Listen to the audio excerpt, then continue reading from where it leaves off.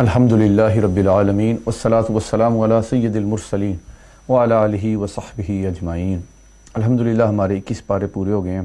آج 22واں روزہ ہے، 22ویں پارے کی سمری بیان کریں گے۔ آج ہمارے ادھر ناروے میں ڈنمارک میں 23ویں رات ہے۔ آج بھی لیلۃ القدر ہو سکتی ہے۔ جمعے کے موقع پہ آج میں نے لیلۃ القدر کے بارے میں تفصیل سے گفتگو کی ہے، تو آپ لوگ سن سکتے ہیں جنہوں نے نہیں سنا، تاکہ ہمارے دل میں اس کی عظمت، اس کے لیے اس کی قدر اور پیدا ہو، قدر والی رات کی قدر ہمارے دل میں اور پیدا ہو۔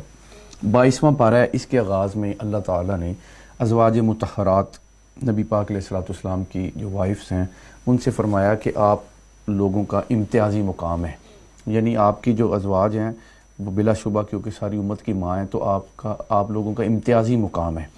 تو فرمایا تقوی اختیار کرو، غیر محرم لوگوں سے نرم لہجے میں بات نہ کرو، ضرورت کے مطابق بات کرو، اپنے گھروں پہ رہو اور اپنی یعنی زیب و جو اپنی بیوٹی ہے نا اس کو ایکسپوز نہ کریں۔ نماز، زکوٰۃ، اللہ اس کے رسول کی اطاعت پر کاربند رہیں، جو ایسا کریں گے ان کو 2 اجر ملے گا۔ آگے اللہ تعالیٰ نے اہل بیت کی شان پھر یعنی اہل بیت کی شان ہے کہ اللہ فرماتا ہے کہ اللہ اہل بیت کی ان سے ناپاکی کو دور کرنا چاہتا ہے، انہیں خوب پاکیزہ رکھنا چاہتا ہے۔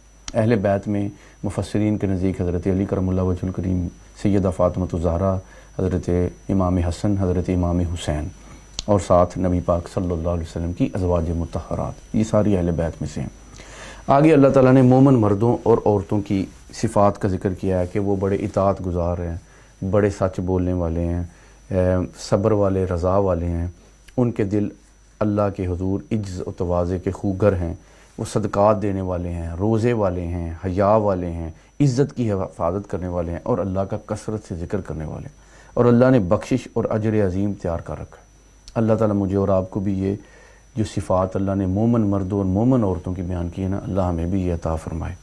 آگے اللہ نے فرمایا کسی مومن مرد کسی عورت کے لیے یہ جائز نہیں جب اللہ اس کے رسول کا حکم آ جائے تو اس کے بعد کو وہ اپنا اوپینین دے، یعنی کوئی بندہ، کوئی مسلمان ملک، کوئی مسلمان حکومت، کوئی مسلمان آرگنائزیشن باڈی کوئی ایسی چیز نہیں کر سکتی جو اللہ اس کے رسول کے مقابلے میں کوئی چیز ہوئے، اس کو اپوز کرتی ہوئے۔ اللہ اس کے رسول کا حکم سب سے بڑھ کے۔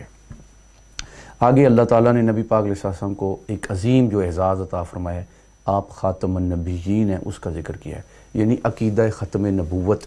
نبی پاک صلی اللہ علیہ وسلم لاسٹ پروفٹ ہیں۔ آپ صلی اللہ علیہ وسلم نے فرمایا میرے بعد اگر کوئی نبی ہوتا تو عمر ہوتا، تو اس لیے یہ ہمارے عقائد کا ایک بنیادی جز ہے کہ نبی پاک صلی اللہ علیہ وسلم کے بعد کوئی نبی نہیں آ سکتا۔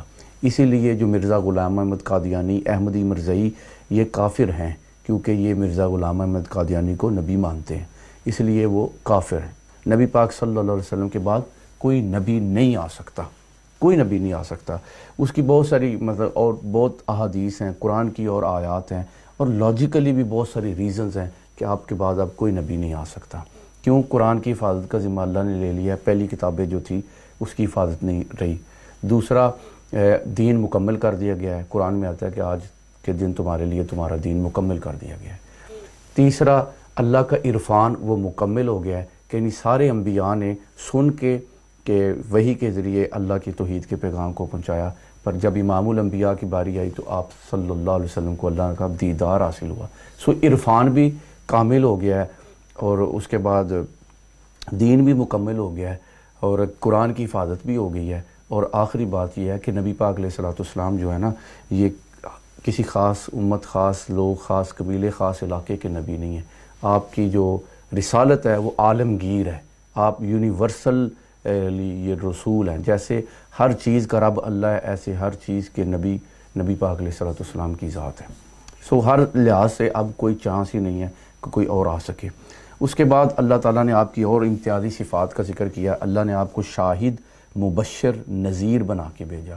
شاہد انگلش میں ہم کہتے ہیں آئی وٹنس کو، اردو میں کہتے ہیں چشمدید گواہ، یعنی آپ امت کے لیے شاہد، آپ شاہد اللہ نے بنا کے بھیجا۔ یعنی اسی سے ہمارے مفسرین جو ہے نا، نبی پاک علیہ السلام کو حاضر و ناظر کا جو ہے کہ آپ حاضر و ناظر ہیں، اسی سے ہے، یعنی آئی وٹنس، دیکھیں گے تو گواہی دیں گے نا، دیکھیں گے تو گواہی دیں گے۔ آپ کو اللہ تعالیٰ نے شاہد بنا کے بھیجا ہے، شاہد بنا کے بھیجا ہے۔ اس میں یہ ہے کہ دیکھیں ایک قبر پہ اوپر عذاب ہو رہا تھا، نبی پاک علیہ الصلوۃ والسلام نے فرمایا 2 وجہ سے عذاب ہو رہا ہے، ایک یہ چغلی کرتے تھے اور دوسرا پیشاب کے قطروں کا خیال نہیں کرتے تھے۔ آپ صلی اللہ علیہ وسلم نے ٹہنی رکھ دی تو وہ عذاب اٹھ گیا، ٹھیک ہے، یعنی آپ ہمارے میں رہ کے آپ برزخ کے لوگوں کے لیے بھی شاہد ہیں۔ اور اسی طرح آپ کی حدیث میں آتا ہے کہ جب آپ اس دنیا سے پردہ، میرا جانا بھی تمہارے لیے رحمت ہے، جب آپ چلے بھی جائیں گے تو آپ نے فرمایا میری امت کے اعمال مجھ پر پیش کیے جاتے ہیں، سو آپ کے یعنی امت کے اعمال پیش کیے جاتے ہیں، سو آپ ادھر بھی شاہد ہیں، ادھر بھی جب ادھر نبی علیہ السلام ظاہراً آپ حیات تھے تو آپ برزخ کے لوگوں کے لیے بھی شاہد تھے، آپ اللہ کے ہاں بھی حاضر و ناظر ہیں کیونکہ آپ نے رب کا دیدار کیا ہے۔ سو اس سے ہمارے اہل سنت میں جو ہے حاضر و ناظر والا عقیدہ وہ انہی آیات سے ہے، اسی آیت سے۔ آگے اللہ تعالیٰ نے نبی علیہ السلام کی جو بارگاہ ہے اس کا ادب سکھایا، بارگاہ نبوت کے آداب سکھائے کہ اجازت کے بغیر نبی کے گھر میں داخل نہ ہو، اور جب کھانا کھا لو تو کھا کے پھر چلے جاؤ، نبی کی بیویوں سے کوئی چیز مانگو تو پردے سے پیچھے سے مانگو، اور فرمایا نبی کی بیویوں سے آپ کی رحلت کے بعد دائمی طور پر مسلمانوں کا نکاح ممنوع ہے۔ نبی کی بیویاں امت کی ماں ہیں، نبی پاک صلی اللہ علیہ وسلم کی ازواج مطہرات میری اور آپ کی ماں ہیں، اماں عائشہ، اماں خدیجۃ الکبریٰ۔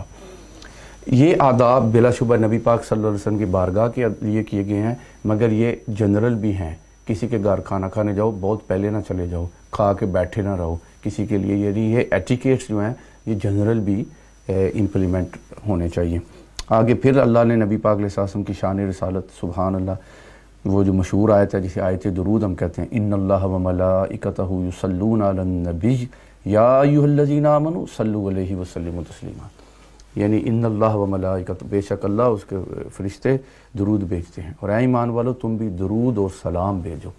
درود کیا ہے؟ جب ہم کہتے ہیں اللہم صلی علی محمد وعلی آل محمد، یہ درود ہے، اور سلام کیا ہے؟ جب ہم کہتے ہیں الصلاۃ والسلام علیکہ یا رسول اللہ، یہ سلام ہے۔ اس آیت پہ پورا مکمل عمل تب ہوتا ہے جب ہم درود بھی بھیجیں اور جب ہم سلام بھی بھیجیں۔ اگر آپ نماز دیکھیں تو نماز میں اس آیت پہ پورا مکمل عمل ہوتا ہے، کیونکہ السلام علیکہ ایھا النبی، آپ سلام بھی آپ پہ بھیجتے ہیں، اور جب درود ابراہیمی پڑھتے ہیں تو آپ درود بھی بھیجتے ہیں، تو اس آیت پہ مکمل عمل ہوتا ہے کہ آپ درود و سلام بھیجتے ہیں نبی پاک صلی اللہ علیہ وسلم کی ذات پر۔ آگے اللہ نے جو مومنات خواتین ہیں ان کو پردے کا حکم فرمایا کہ ایسا چادر اوڑھو جس سے کامل سطر، پورا جسم کور ہو جائے، بڑا ماڈسٹ ڈریس ہونا چاہیے، یعنی ٹائٹ ڈریس نہیں ہونا چاہیے جس سے جسم کے اعضاء نظر آئیں، بالکل ایسے جیسے ڈھیلا سا، جیسے عبایا ہماری باجیاں بہنیں مائیں پہنتی ہیں، اس طرح کا ماڈسٹ ڈریس ہونا چاہیے۔ جو کپڑے پہننے کے باوجود نیکڈ نظر آئے، حدیث میں آتا ہے کہ وہ جنت کی خوشبو بھی نہیں سونگھ سکتا۔ تو اس لیے جو باجیاں بہنیں مائیں سن رہی ہیں، دیکھیں ہمارا وہ رب ہے، ہم اس کے ہیں، ہم نے اسی کی طرف جانا ہے، سب کچھ اس کا ہے، ہم اپنے اوپر اسی کے احکامات امپلیمنٹ کر لیں۔ وہ مالک ہے، وہ ہمارا سب سے زیادہ خیر خواہ ہے، وہ ہم سے سب سے زیادہ پیار کرنے والا ہے، تو ہم اپنے اندر یہ حوصلہ پیدا کریں، ہمت پیدا کریں، اور ہم اس کے اوپر ضرور پریکٹس کریں۔ ہمارے معاشرے میں اس کی بڑی شدید ضرورت ہے کہ ہم باجیاں مائیں بہنیں پراپر اچھے طریقے سے پردہ کریں تاکہ معاشرے میں حیا والا معاملہ جو ہے نا وہ آگے آئے۔ آگے جا کے اللہ تعالیٰ نے اہل ایمان کو تقوی اختیار کرنے، سیدھی اور کھری بات کرنے اور اپنے اعمال کو درست رکھنے کا حکم دیا، اور فرمایا ان کی اعمال کی جزا گناہوں کی مغفرت اور بڑی کامیابی۔ یعنی یہ تقوی بڑی بلند چیز ہے، سیدھی بات کرو، سیدھی کھری بات کرو، اور اپنے اعمال صحیح رکھو۔ سورہ سبا شروع ہوتی ہے قرآن پاک کی 34ویں 34 نمبر سورہ ہے، سورہ سبا۔ اس میں حضرت داؤد علیہ السلام اور سلیمان علیہ السلام کو جو اللہ نے عظمت عطا فرمائی ہے اس کا ذکر ہے۔ اللہ نے انہیں بڑے معجزے، بڑی جسے کہتے ہیں نا حکومتیں عطا فرمائی تھیں سلیمان علیہ السلام کو، داؤد علیہ السلام کو۔ اس میں یہ ہے، آگے جا کے میں آپ کو بتاتا ہوں کہ داؤد علیہ السلام کے معجزات کا ذکر ہے، انہیں فضیلت دی گئی کہ پہاڑ اور پرندے ان کے ساتھ تسبیح کرتے تھے، لوہا ان کے لیے نرم کر دیا گیا تھا، یعنی نرم ہو جاتا تھا لوہا ان کے لیے۔ اللہ نے انہیں بڑا پیارا آواز عطا، لحن داؤدی، اللہ نے انہیں بڑی پیاری آواز عطا فرمائی، بڑا پیارا۔ آج بھی آپ دیکھیں جو پیارا قرآن پڑھتے ہو نا، آج بھی سبحان اللہ بندہ سنبھال نہیں پاتا۔ یوسف علیہ السلام کو حسن بڑا عطا فرمایا تھا، اور داؤد علیہ السلام کو اللہ نے بڑی پیاری آواز عطا فرمائی تھی۔ اور میرے اور پیارے آقا، میرے اور آپ کے پیارے آقا صلی اللہ علیہ وسلم کو اللہ نے سب کچھ عطا فرمایا تھا۔ آنچا خبا ہما دارن تو تنہا داری۔ آگے اللہ تعالیٰ نے سلیمان علیہ السلام کے معجزات کا ذکر کیا ہے کہ ہوا ان کے تخت کو تیز رفتاری سے اڑا کر لے جاتی تھی۔ آگے مطلب اس پہ جی سلیمان علیہ السلام کو اللہ نے یہ چیز عطا فرمائی نا، حضرت حسن بصری فرماتے ہیں یہ اس وجہ سے ہے کہ ایک دن آپ کی نماز عصر قضا ہو گئی تھی۔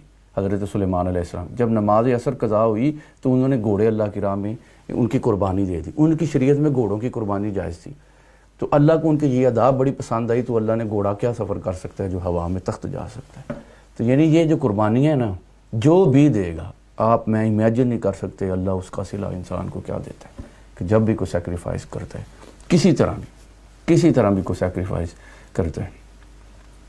آگے فرمایا کہ اے آل داؤد شکر کرو اور میرے بہت کم بندے شکر گزار ہیں۔ اس میں بار بار مجھے اور آپ کو سیکھنے کا ہے کہ کتنا کچھ بادشاہت ہے، مطلب کس طرح تخت ہیں، سب کچھ ہے، مگر ہمبلنس اور شکر گزاری کا حکم دیا گیا ہے۔